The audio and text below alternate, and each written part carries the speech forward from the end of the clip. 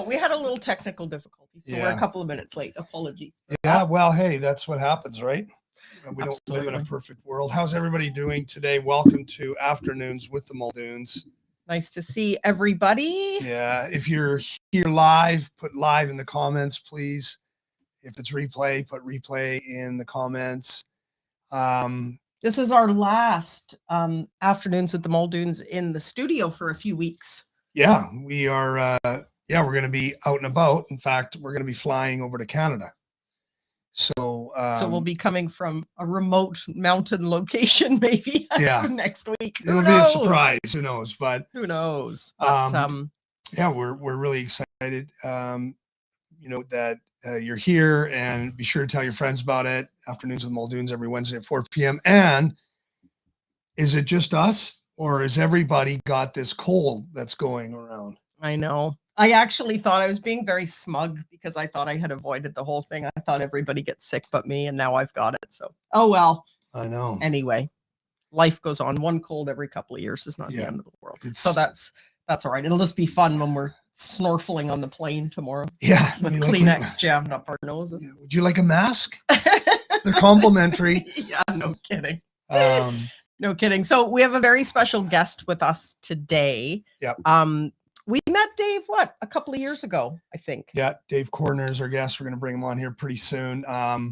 Awesome entrepreneur. He's got a great story, and I know you guys are going to love his energy. He's got a great energy. Yeah, and we're going to point out a few things today about for anyone who is thinking about starting an entrepreneurial journey. I know some people are like, I don't like that word. What does it mean?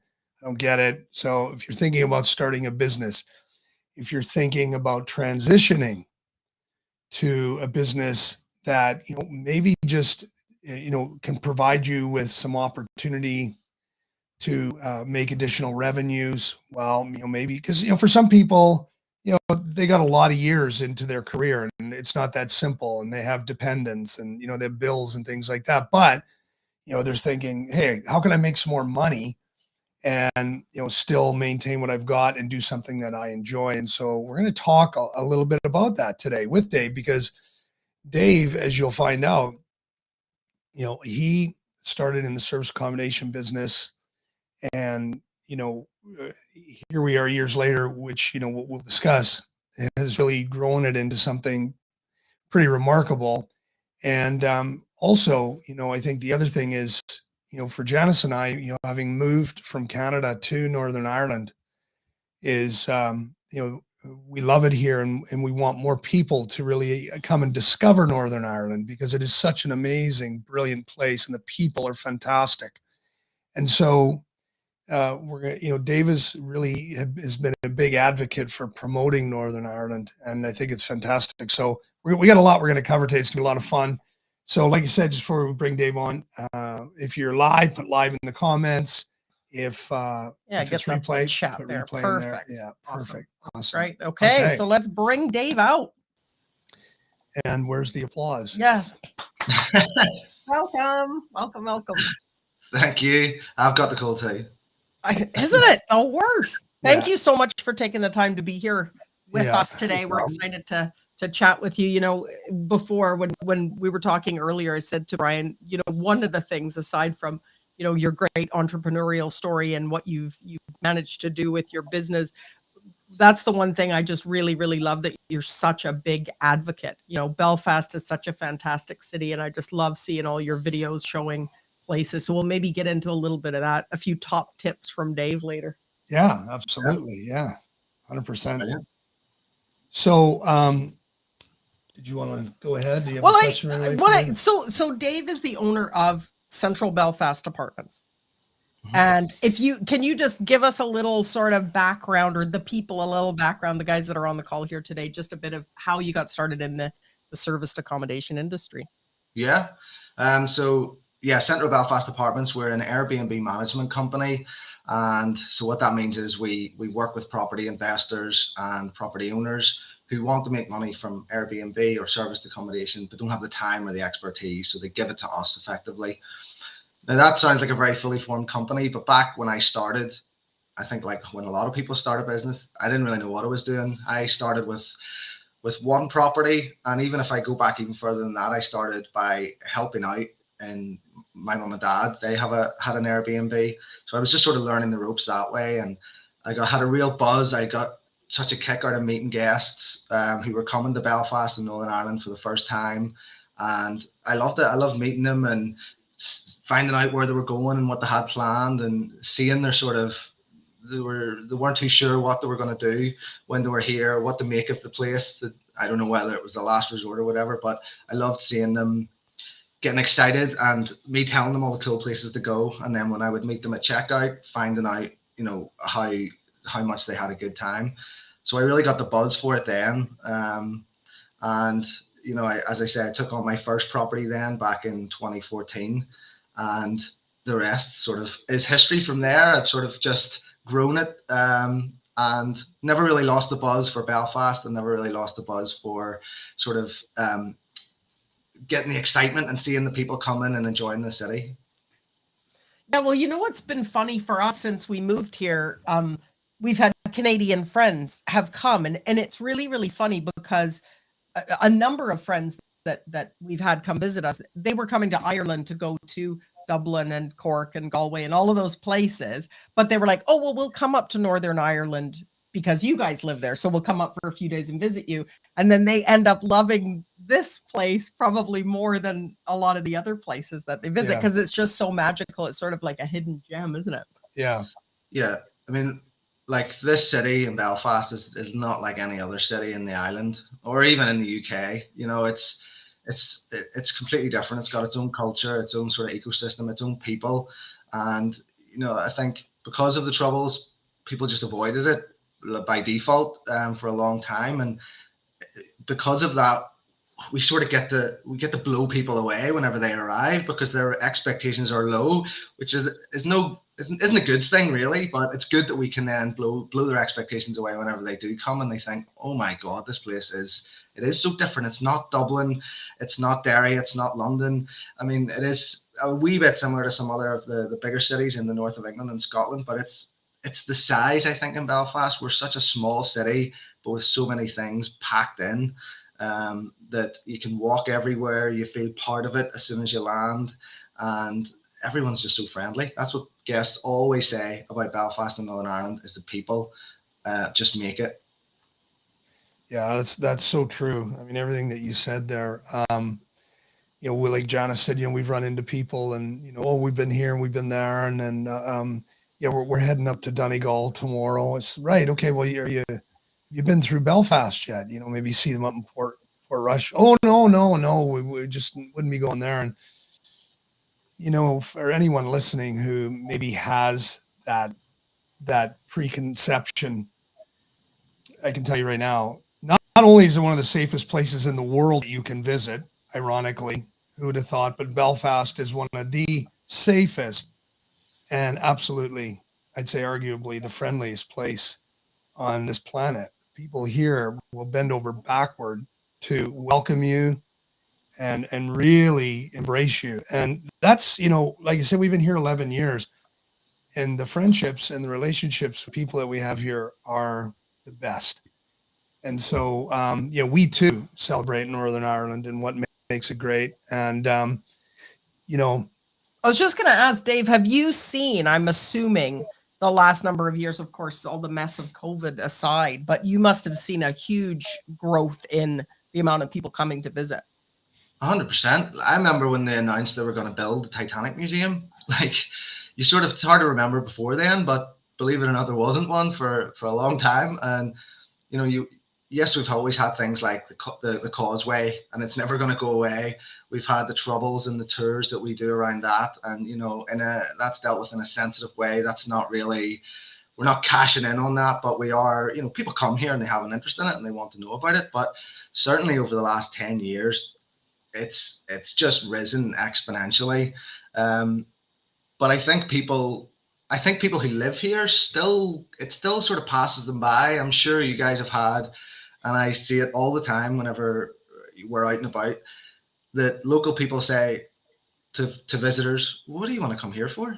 And I think because we live here, we don't, or not a lot of people value what we have, and we have some world-class stuff here, and it's amazing exhibitions and tours and Game of Thrones and scenery and everything like that. So it's not that we've built new stuff. It's just that now people are starting to recognize what we've got and are willing to make it over and to try it. And when they, as I say, when they come, they're blown away. They love it.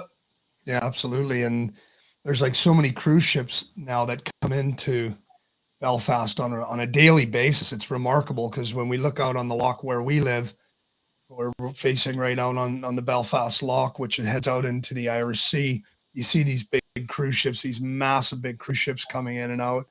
And, it really just goes to show like that they really are promoting Belfast for all the reasons that you said. The Titanic exhibition is the number one tourist attraction in the world. Right. I think, I don't know how many millions of visitors they've had through it, but it's outstanding. And, whenever we're down in the Titanic Quarter, it's just amazing how many tourists are actually there, isn't it? Yeah. And it's probably only 2 minutes from where the cruise ship docks as well. It's like, just to prove my point of how small and perfectly formed it is. You can get up to the north coast. You can do the Giant's Causeway all in an hour and a half from the cruise ship. And it's not just cruise, there's a multitude of reasons why people are coming here. Just this week, Belfast was announced as the #1 conference destination city in the entire world, like little old Belfast.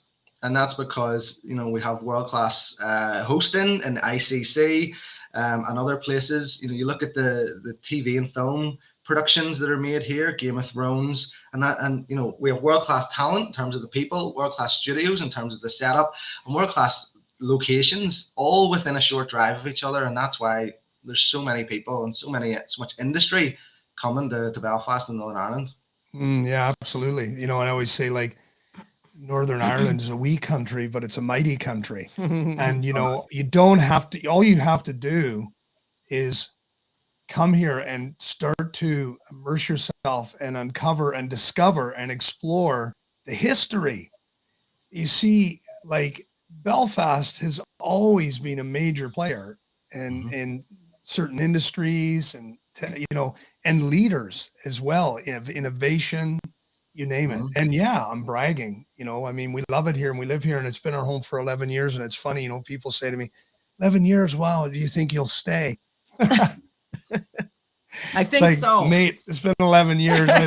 We're staying, So let me ask you a question, Dave. I'm interested about the business side of things because you have had such massive success with your business. And because of the standards that you have, you've won lots of awards recently, very well deserved.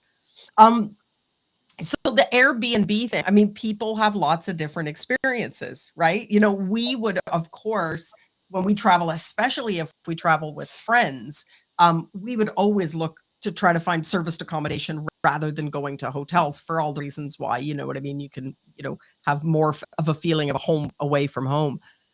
What is it, do you think, that has made your business the success that it is, that it stands sort of head and shoulders above what a lot of other people are doing?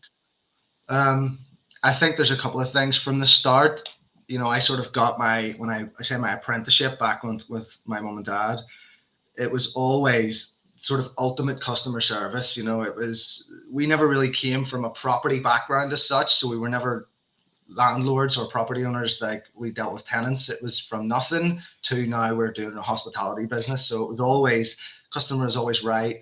You bend over backwards, you ask a million questions. Do you need this? What do you need? What can I do for you? And it was always about the guest and their experience, and that stuck with me.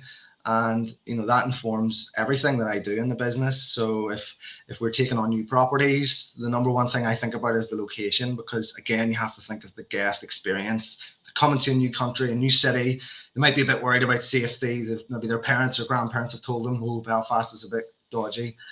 So they're going to have that in their head, and they need to feel safe and welcome in the location. On top of that, the properties themselves. So again, we're always trying to do things right and do things differently, best practice, and trying to give guests the best experience at Belfast. And I always say, I don't care if a guest comes and stays with me. If they do, that's great. If they see one of our videos about something to do in Belfast, that's even better, because what I ultimately want them to do is to go home to Canada or to America or Australia and tell 10 other people, geez, Belfast was brilliant. Go to Belfast. So if they stay with us, I want them to think, God, I stayed in an amazing property right in the heart of the city centre. Everything was on our doorstep. I just want them to have the best experience here. In turn, those are the sort of fundamental things, ensuring the guest experience, ensuring it's a great property that they're going to have fun in. And then, we have tried to do a bit more innovative things in social media and getting on the old TikTok and promoting Belfast in different ways there as well. And that sort of innovation has helped us win a few awards. So we won the best service department operator in the UK at the Service Department Awards a few months ago. And then just at the weekend there, we won Northern Ireland's leading service departments at the World Travel Awards. So very honoured to win that. And I say it's an amazing team effort. We have a team on the ground who work really hard with those values that I sort of grew up with, and they're instilled it throughout the team from start to finish. And it's reflected in that. So the goal is always just to ensure the guest has the best time, and they reward you with then good reviews, and you're able to charge the higher nightly rates. Well, that's the thing, it's there's nothing worse. We've all had experiences where you go somewhere on holidays and you don't get that, you don't get what you're expecting. And it can just be make or break for what kind of holiday. So obviously the quality, if anybody goes onto your site, they can see the quality of the accommodation that you have. They're so well kept. They're really funky and cool. And like you said, in great central location. So it's a perfect fit for a nice holiday for people. Yeah. And I think, you're right in the fact that everyone does have a bad experience of Airbnb or serviced accommodation. And I think the industry as a whole gets a bit of a bad reputation, which is why I sort of feel like I have to work extra hard to sort of try and change that and to bring that up. There are lots of things. There are certainly lots of things that guests do that aren't so great, but there are lots of things that hosts do, people like ourselves, who just are a bit short-sighted, try and cut a few corners to make a few more pounds. And it always backfires. It doesn't work for people. So it's much better it's a much more fun business to be in when you're operating at the top end with the higher nightly rates, the better reviews. You don't have to worry so much about competing on price. Bookings are a lot easier to come by. Whereas if you try and cut corners and try and cheat the system, you get found out. It's a review-driven industry, so those places don't last very long. Yeah, you're going to get better quality clients too, right? 100%. Yeah. So let's talk a little bit about the business. Let's go back in time here a little bit, just pre-COVID. So all of a sudden, here we were in the pandemic. At that time, your business was already on the upswing. It was beginning to grow. You were already number one on TripAdvisor and Booking.com, and you'd really drill down into ways to make your business more attractive to guests. And when there was a lot of guests coming in, then suddenly the pandemic hit and we were told to stay at home. And here you had all of these properties, that were suddenly, for the most part, vacant, and I know for some people who had properties that maybe were doing service accommodation, they said, I'm just going to rent my apartments out.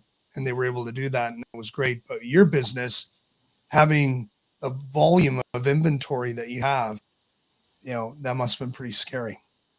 Yeah. And, I think it's like a lot of businesses. It's not just ours. So anyone in hospitality will have felt the roller coaster and the fear and those first few weeks of COVID.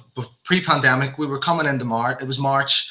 We were coming into the summer of 2020, and it was an exciting time. We had forecast to break £1 million in bookings, and I had big goals to grow the portfolio size. I thought everything was great and on an upward trajectory, and then COVID came, and literally within the space of about 3 or 4 days, we had when the travel restrictions were announced of do not travel, do not fly, everything is closed effectively worldwide, we had hundreds of thousands of pounds worth of bookings that was on the books, non-refundable rates, money in the bank.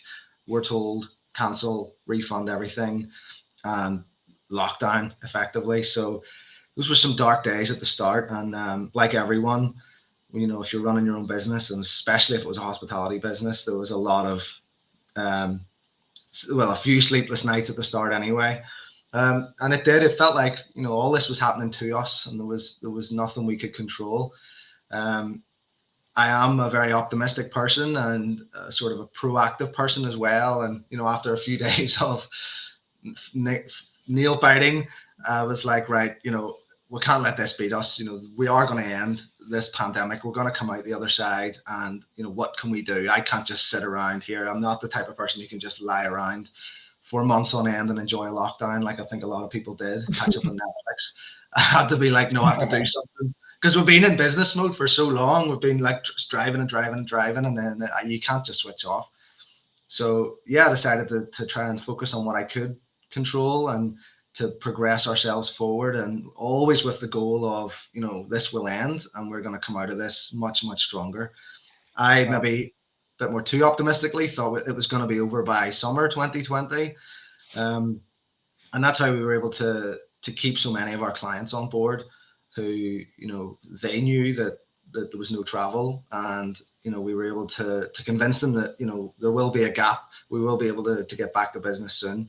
And, they did release restrictions throughout 2020 and 2021. It was on and off, but certainly by 2021, things were flying again. And all the steps and things that I'd done during the pandemic downtime really started to pay dividends. And, the growth, the trajectory that I thought we were on pre-pandemic, which I thought was great, actually pales in comparison to where we were midway through the pandemic. We were flying.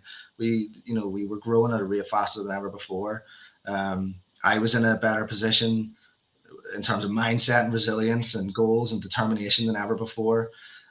So whilst I'm not saying it was a good thing that COVID came, it's certainly, now we're out the other side of it. I'm definitely in a much stronger position. This is like what you just shared there is like so important. Anybody listening here who's either, thinking of starting a business or just you want to make any kind of improvement or change in your life, this is like super important. Okay. Dave, you actually invested. You started investing in yourself and in your business during the pandemic, where a lot of people it was like batten down the hatches, stop everything. As you say, some people just went, oh, well, there's nothing to do. Fair play to someone who had a 9 to 5 and it was just like, look, you're going to get the money in your account. Don't worry about it. Watch the Netflix, happy days. But for people who self-employed, had a business that they needed to see new revenues and new opportunities being created month after month after month. Suddenly, here you were having to refund hundreds of thousands to people, of money that you were, like you say, making plans for and the next step in the goals. Suddenly now we have no choice. We got to give it back to these good people. But yet, despite that, a lot of people would have said, what are we going to do? I figure something out. Our business is ruined. We're done. You went, no, I'm going to figure this out. This is not going to be a defining moment, even though the moment in time is defining.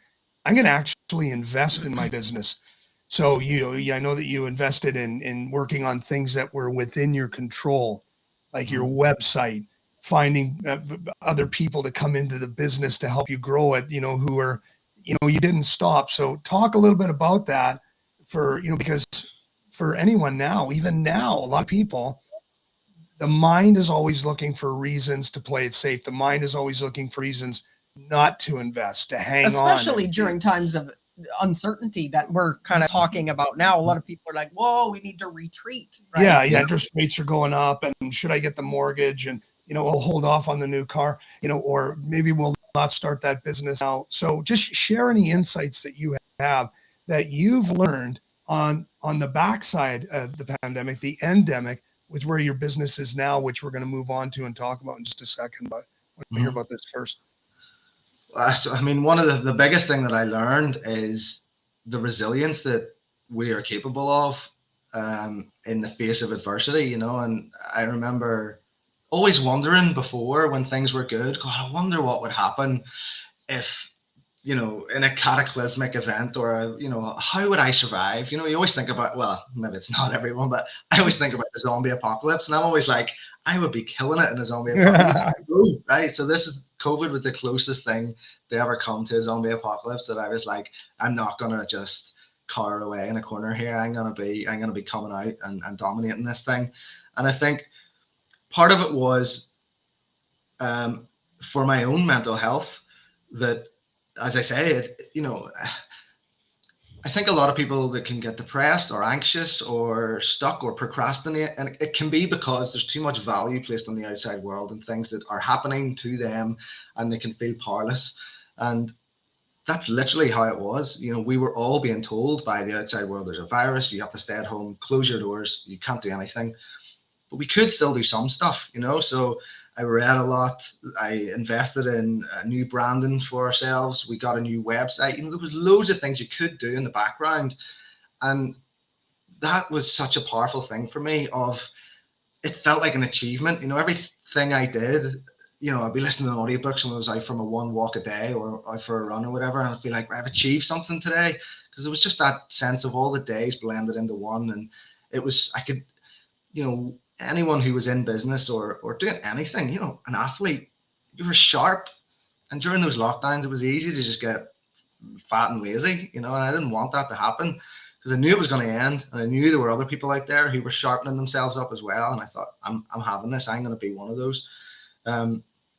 Plus, I saw an opportunity because, you know, in our business in tourism, the big bodies like Tourism Ireland, Visit Belfast, Tourism Northern Ireland, they're big publicly funded institutions, and they aren't going to be wasting money on come and visit Ireland next year whenever COVID's over, because they didn't know when it would be over. You know, their marketing budget is millions, and they can spend hundreds of thousands on one video. So they have to just turn things off until they have certainty of what's going to work. Us as a small business was much more lean and much more agile and able to try things. And, you know, I knew if the airwaves were a lot quieter, well, if I start shouting, I'm going to get heard a lot more. So that's what we did. And yeah, there was just loads of things. And literally it did start to feel like I was continue to train myself. My mind was working always. I had goals. I had things that I could focus on.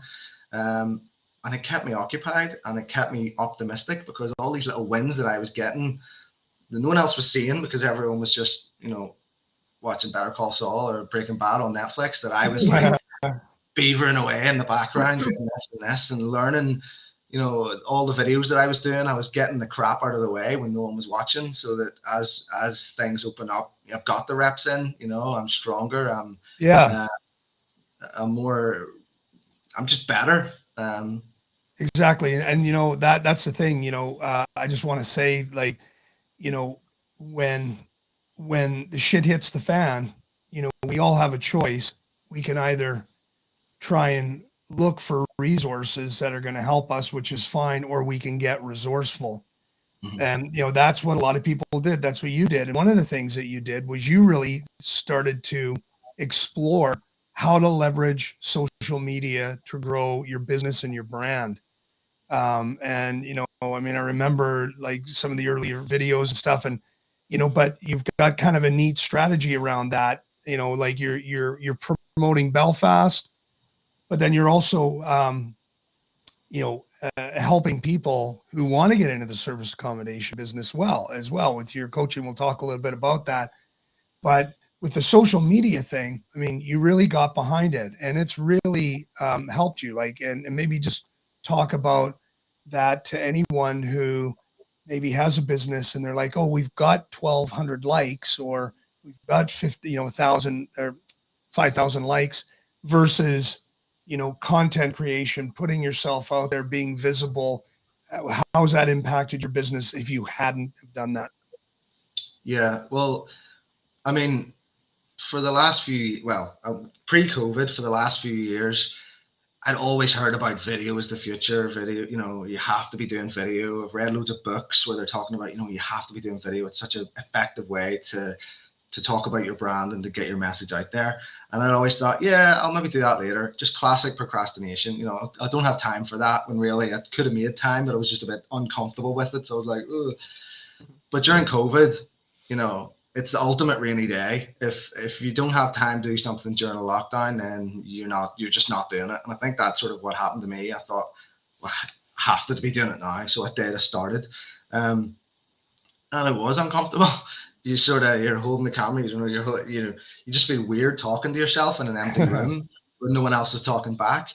And it was really, really strange, but I knew, like so many of these other things, like the goal is, it's like a growth mindset.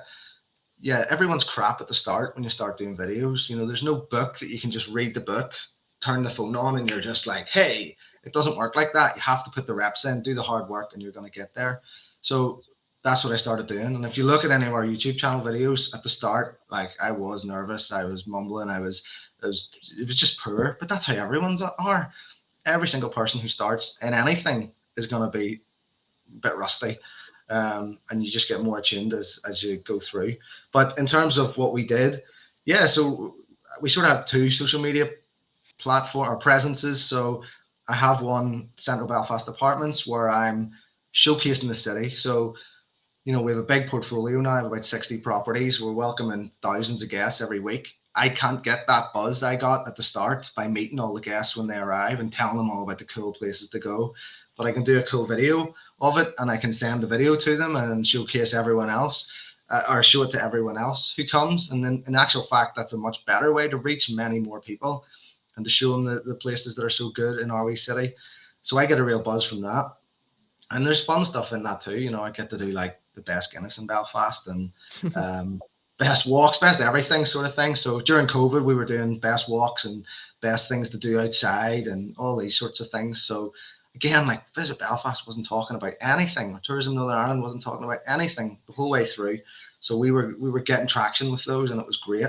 And yeah, relatively recently then I started to do some videos about how to do Airbnb. And I really enjoyed that. I loved like sort of showing the best practice, and it was almost like passing on the knowledge that I got from my mum and dad whenever I was starting out.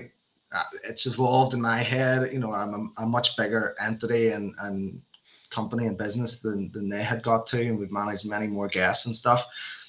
But I still like passing on that best practice, because there are, as I said at the start, there are so many operators out there who are just offering rubbish and don't care about guests, are only in it to make money. And it's that mindset shift. You need to love the business. You need to love hospitality to do well in this industry. So that's why I started doing videos like that, and they've taken off well as well.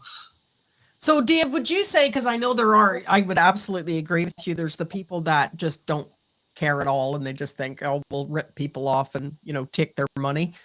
But there are those people who I would assume are probably coming to you for your help and your coaching, who want to start an Airbnb business. But I think there could be a lot of naivety there, where people go, oh, wow, I could get a property, and instead of making this much a month, I could make this much if I rented it out as an Airbnb. And I think a lot of people go into it maybe with the rose-colored glasses on, thinking that it's going to be fabulous. But there's a lot of stuff I know, for me, just knowing people like yourself and other people in serviced accommodation, that it can be a real nightmare, even if you do have the best intentions. So yeah. Is that the kind of stuff where you're really helping people with those pitfalls that really do want to do a good job? Yeah, I mean, I don't know if there is anyone who starts an Airbnb to just rip people off. I mean, why would that's like a con person, and I don't think anyone starts a genuine business to try and just rip people off. But there are people who start a business and are thinking, well, to hell with the customers, I just want the money. And that's half ignorance and half naivety, like you said. They think, I'll just get a property, or I've got a property here. This is a great little terrace house on Shankill Road or Falls Road, and makes me a good yield every month. I'll just put Airbnb in that and it'll be fine. And I think it's that naivety that, one, guests don't want to come and stay in that area. Two, a property that might be set up fine for tenants who are going to live there and don't really need it to be top class, that's not going to fly for guests either. And three, if you're not willing to put the time in to deliver good customer service to those guests when they're there, because you're used to tenants who only contact you once every 6 months, these guests are going to be contacting you, every day potentially. You're going to have hundreds of guests a week or a month, and they're all going to have their own unique problems and questions that they demand answers to because they're paying customers. And I think a lot of people sort of stumble into it, and they often only see the property and think that's the only part of the business. But there's so many other parts that are needed in the back end. Who does your linen? Who does your cleaning? How do you stop party bookings from getting in? Where do you even get bookings from?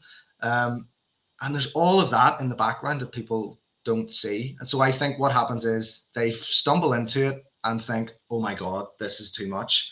And instead of trying to actively get better at it and have that growth mindset and determination to make it work, they think, I'll just do the bare minimum. I'll ignore messages. I'll not clean the place as thoroughly as I should. I'll be a bit lax about who I let in. I'm sure it'll be fine. And it's not. It just comes crashing down around them. And then they'll be telling everyone Airbnb's rubbish. It's oversaturated in my area. There's no money to be made. Really, it's just a bad service that they've been offering or a bad property. Yeah. So, based on that, you've written a book called The 5 Fundamentals of Running a Successful Service Accommodation Business. So at the end, Dave's going to go into the Facebook feed and drop in a link to that. Plus, you've also got this really cool, basically, you go through a survey, you answer some questions, and it really helps you figure out where you are in that journey. Is that right? And like you'll have that link in there if people want to go and take that. Yeah, I can add that in. It's a little scorecard. So it's literally it's 2 minutes. It's a free quiz type thing. And it's about, are you ready for serviced accommodation? So it's literally asking those questions, teasing out those questions to identify gaps in people's heads. Do you like phoning people unannounced? Do you know the best place to get bookings?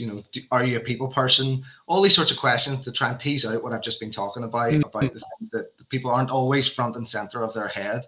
That's the scorecard, and it's a useful thing, and it's based on those 5 fundamentals that I've sort of distilled down from the 15 years or so that I've been involved in serviced accommodation. And it's those questions ask around those 5, and those 5 fundamentals are property. So ensuring that, yes, you do need a property that's good, it's set up right, and is decorated well, and is finished to a good standard in the right location. People, how to deal with those guests. They often do ask frequently annoying questions, and it's about a mindset shift that hosts need, especially if they've been dealing with tenants, because tenants and tourists are very, very different people with different expectations. Promotion is where you get bookings from. Everyone's heard about Airbnb. There are vast amounts of other booking websites out there, as well as social media to get bookings, direct bookings. So there are lots of different things to think about when it comes to those bookings. Processes is probably the biggest one in the back end. It is all of the back end, and it's the things like I talked about. The cleaning. Who does the cleaning and when? Who does your linen? Like, who changes the beds? Who washes it? Who irons it?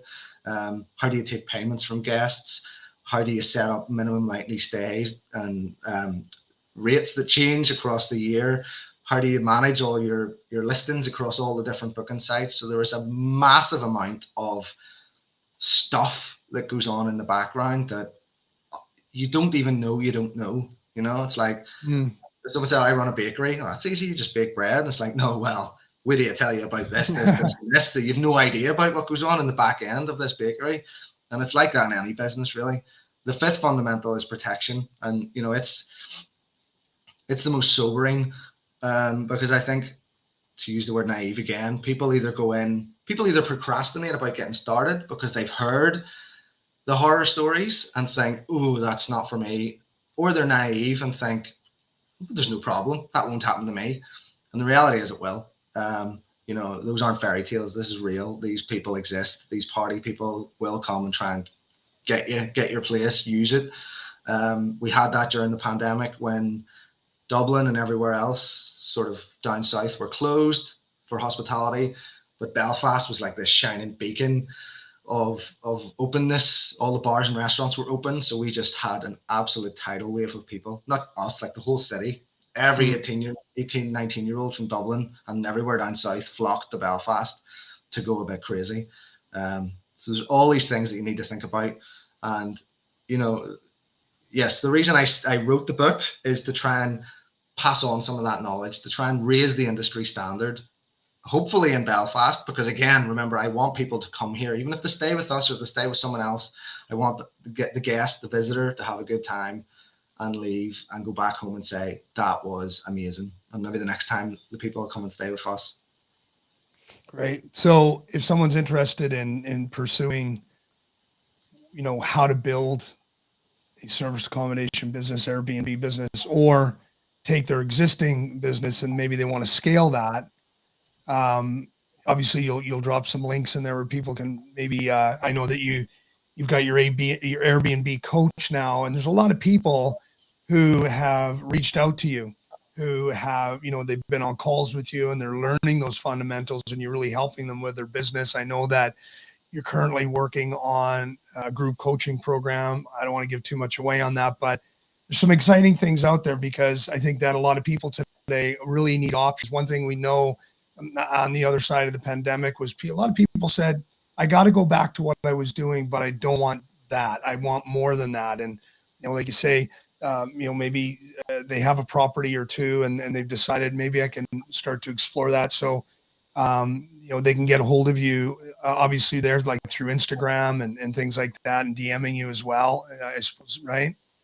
Yeah. So we have, there are lots of different ways. So we have TikTok account, Airbnb Coach, where I share loads of little short, snappy snippets of information. Also on Instagram as well, if someone wants to message direct.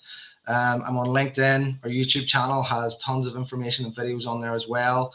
And we also have a workshop coming up to really spell everything out. It's a half-day workshop. It's online. It's coming up in a few weeks' time, the 21st of October. There are a few tickets left. Again, I can drop the link into the comments for that. Great. It's on Eventbrite. And just to touch on something you said there, it was really interesting, and it's something that I've seen come up with people on calls, is that, you know, I talked about during my experience of lockdown, I was used to firing on all cylinders. I couldn't cope with stopping, so I just started beavering away at other things to grow us quietly during lockdown. I think what a lot of people who were in work and were furloughed and didn't have any work, you know, their mind started to wander. Am I happy in this job? I think, you know, I've always wanted to start this other business. I think I'm destined for something better, something more. And they fleshed these ideas out. And a lot of people did start businesses and have went on to do great things. And whenever furlough ended, they just said, well, I'm not coming back. I've got my own gig here. But I think there's a sizable amount of people who never really took that step, thought about it, and it now keeps them awake at night in bed. They're in work, they're back to the 9 to 5, but they're still thinking about, I wish I had started that. And I see that all the time on calls.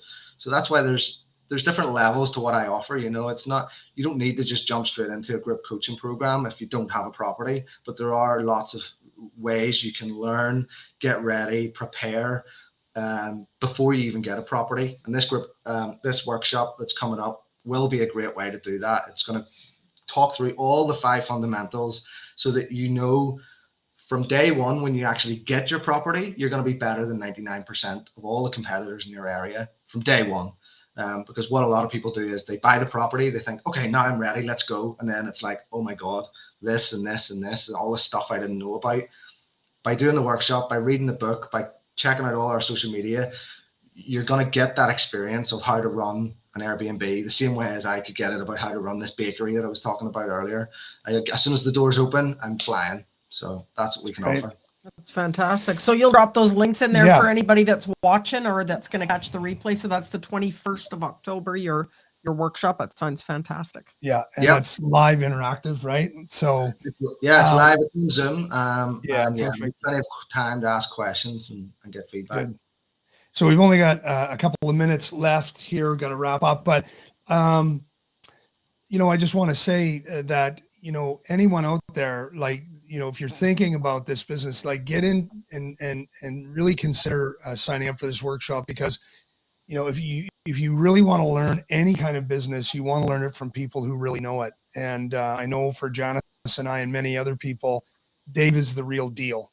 Okay, Dave walks the talk. Dave has put the effort in. Dave has made the mistakes, but he's also had the wins. And I think this year is going to be, I think, possibly your best year ever on the other side of the pandemic here.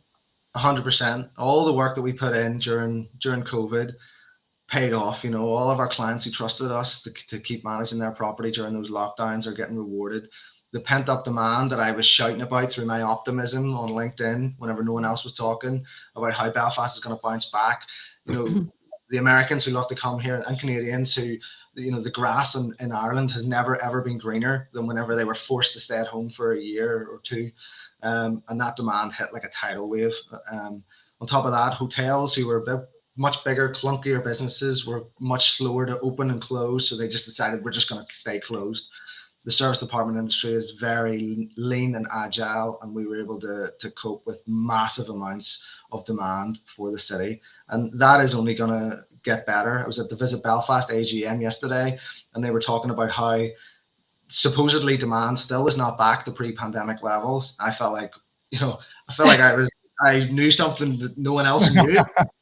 For service departments, it's bigger than ever. So we're on for £2 million in bookings for this calendar year, which is by far a record breaker.